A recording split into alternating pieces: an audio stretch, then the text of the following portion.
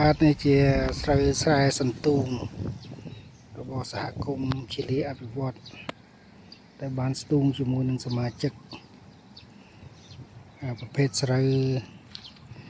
ចំបៃស70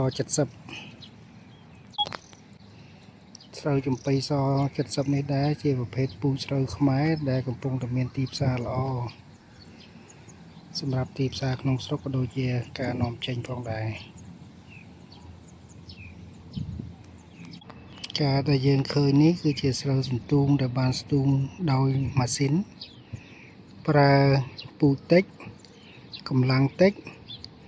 ហើយនៅពេលដែលមានការលូតលាស់ការប្រើប្រាស់ជីថ្នាំក៏តិចផងដែរចំណែកឯទិន្នផលវិញអាចល្អជាងស្រូវពង្រោះដោយហេតុថាស្រូវសន្ទូងគឺមានការដុះលូតលាស់ល្អជាងស្រូវពង្រោះព្រោះដោយសារវាមានជួរមានកន្លងត្រឹមត្រូវពន្លឺខ្យល់ចេញចូលបានស្រួលដែលធ្វើឲ្យ